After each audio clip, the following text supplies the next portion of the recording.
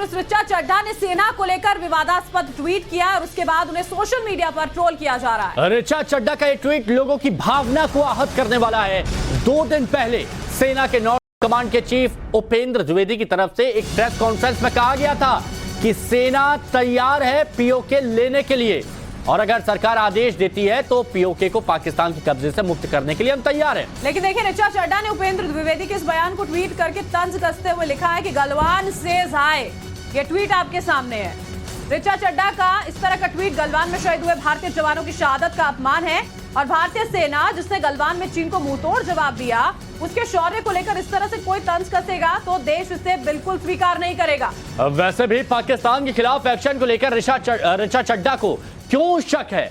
इससे पहले भी भारतीय सेना ने पीओके में ही घुसकर आतंकियों को मारा था, लिहाजा ऋचा चड्ढा को इस तरह के बयान को लेकर माफी मांगनी चाहिए।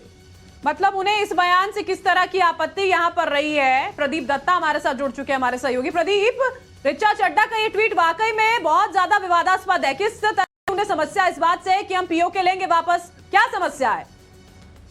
तो देखिए, बहुत ही इंसल्टिंग और विवादित ट्वीट है ऋचा चड्ढा की तरफ से कि 2 दिन पहले उपेंद्र द्विवेदी लेफ्टिनेंट जनरल जो कि GOC नॉर्दर्न कमांडर, मैंने उससे सवाल पूछा था क्योंकि पुंछ में प्लेटिनम जुबली मनाई जा रही थी कि पुंछ को किस तरीके से पाकिस्तान के कब्जे से आजाद किया गया था। तो उस दौरान मैंने उनसे कहा था कि कुछ दिन पहले रक्षा मंत्री ने कहा था कि it is a matter of time PoK को वापस लेना।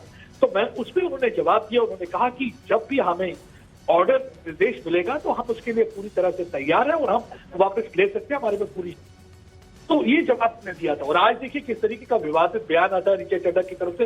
हाय गलवान, पहले तो ऋचा चड्ढा को याद दिलाना होगा कि किस तरीके से हमारे जवानों ने वहां पे शहादत प्राप्त की थी और किस तरीके से उन्होंने चीन की फौज को वहां से खदेड़ दिया था। मेरे ख्याल से ये सबक उनको सिखाया था। और दूसरा, जब पीओके की बात करें तो मैं समझ नहीं पा रहा हूँ कि क्यों इतनी परेशानी और मिर्ची लगने वाली बात है ऋचा चड्ढा को, क्योंकि सब कोई जानता है कि पीओके जो है जो भारत का हिस्सा है और ये जो है हिस्सा जो भारत का है और ये इसके बारे में पार्लियामेंट में एक रेजोल्यूशन पास हुआ है 1994 में। तो ये कोई कहे कि अगर ये भारत का हिस्सा नहीं है तो बिल्कुल पूरी तरह से ये गलत होगा। और ऋचा चड्ढा को मेरे ख्याल से आपने तो सही कहा, उन्होंने देश से माफी मांगनी होगी।